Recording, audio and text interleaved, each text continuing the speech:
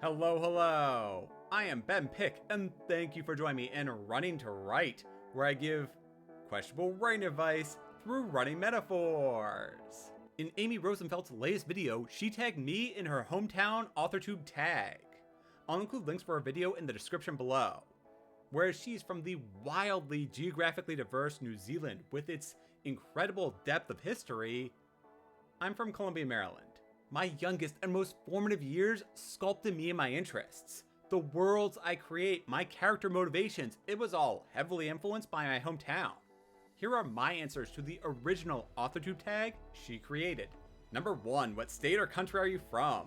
Tell us what it's famous for.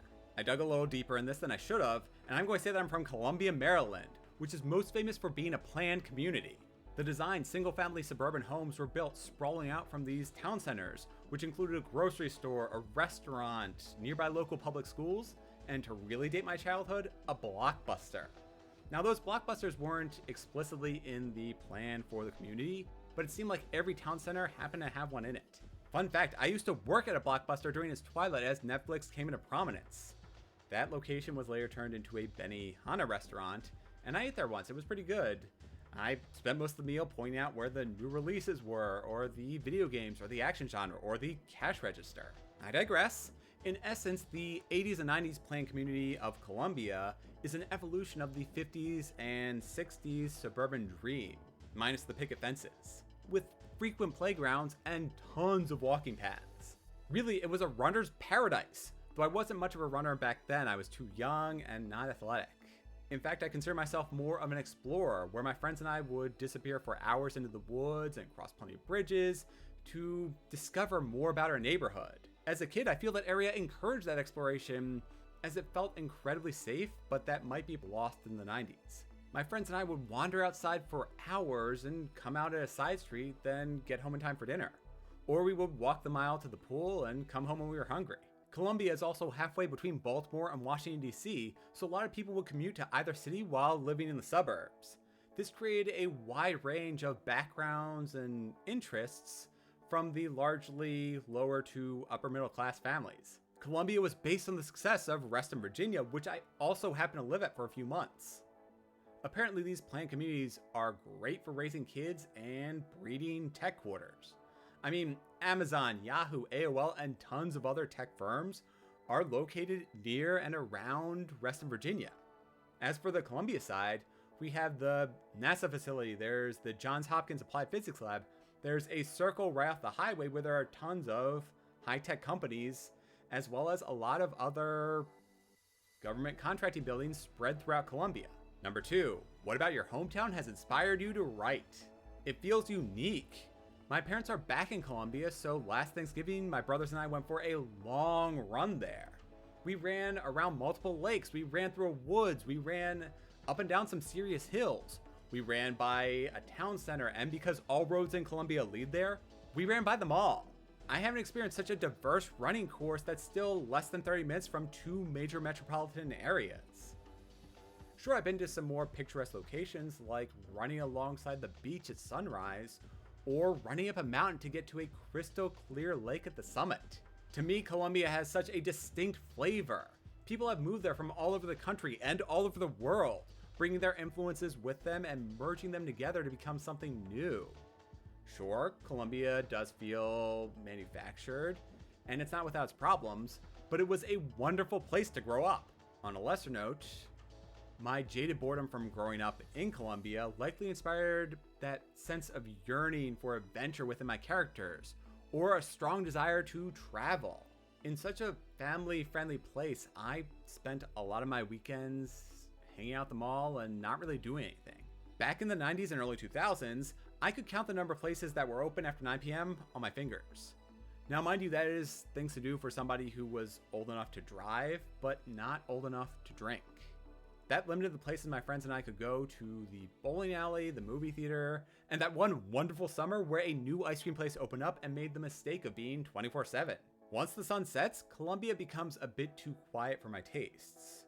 Going back to that ice cream parlor, yes, my friends and I showed up there at midnight because there was nowhere else to go. Boring may be an unfair description. Safe is probably a better way of describing Columbia, Maryland.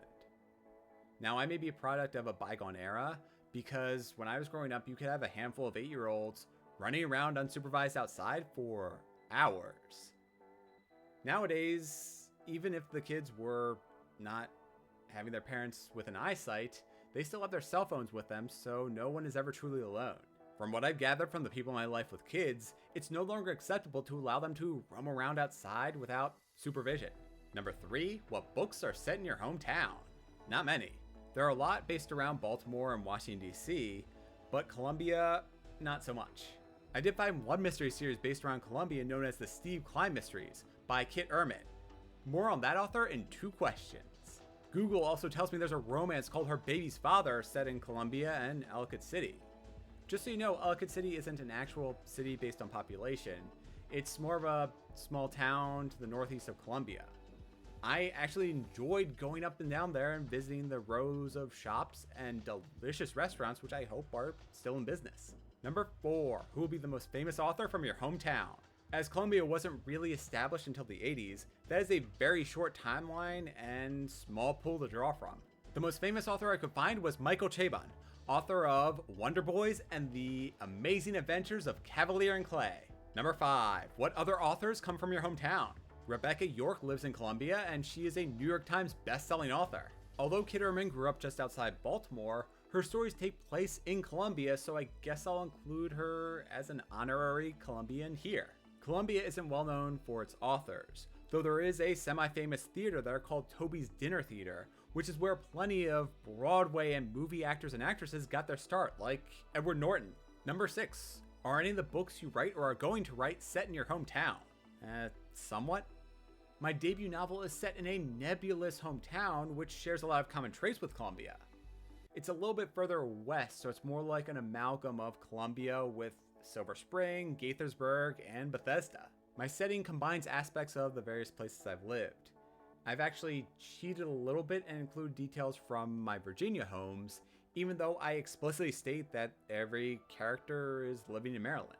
Also in the second book, I set certain scenes in Maryland's more rural areas past the Cumberland Gap. This gave the characters the space to train and blow shit up.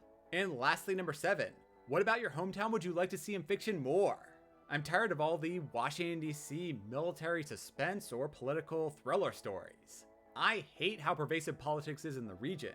When meeting new people, there's always the superficial conversation starter questions that you're going to be asked, including what do you do, who do you know, and where do you stand on X recent headline. I do not enjoy reading books which are extrapolations of those 3 questions. Growing up in Columbia might also be why I don't like stories which take place in dystopian utopias, because on a basic level, manufactured conforming societies do share some traits with my hometown, at least in my opinion. In terms of good suburban representation, the first season of Stranger Things felt like home, even though it was off by a decade and a good 100 miles. I think a Columbia story could highlight the characters' diversity even when on the surface everything feels similar. Rather than have 1 or 2 characters stand out, the story could be used to show how everyone is unique without needing an extravagant personality or highly focused skill. In my own work in progress, the group of 6 friends are all mostly musically inclined, but in different ways. One is self-taught, one is classically trained, one has joined the jazz band, and one person, despite their incredible telekinetic powers, longs to have the talents of his friends. Those different interests are mirrored in the way they make decisions. For example, the classically trained musician is precise, the one who is self-taught is brash, and the one in jazz band is a wild card. As a closing thought, I think Columbia, Maryland will make a great setting for the next best-selling novel. And now I'm going to tag 3 people who are outside my hometown. First up is Nicole the Blind Mage. I think your hometown is about 30 minutes away from mine, and I'm curious to see how our regions differ. Next up is Martin Lejeune. I want to learn more about the UK and how it inspires your writing. Hopping back to the US, the last person I'm tagging is fellow scripting the book Authortuber Natalie Locke. Also, the security professional in me is suggesting that anybody who does this tag is careful with the information they provide about our childhood homes. I've taken great care to ensure that nothing I've said here is included in any of those security questions. I am Ben Pick, and thank you for joining me in Running to Write. If you enjoy my thoughts on Columbia, Maryland and how it inspires my writing, please press those like and subscribe buttons. Let me know in those comments what about your hometown inspired your writing. Do you agree with my opinions, or is everything I said wrong? I post my running and writing progress on Instagram and Twitter as Running to Write, so be sure to follow me and join in with your own thoughts. As a bonus for staying to the end, here's an update on my current work in progress. I'm finalizing the professional edits and will shortly be formatting my manuscript for publishing. That means I am looking for ARC readers and a street team. My book is 96,000 words long and carries themes of responsibility, learning from mistakes, and found families, plus superpowers and time travel. I'm aiming for the ebook ARCs to be ready in mid-June so that way I can publish in mid to late July. Please reach out to me if you're interested. I have incentives in the form of bookmarks, stickers, magnets, and more. See you next time. Until then, discover something new about your hometown.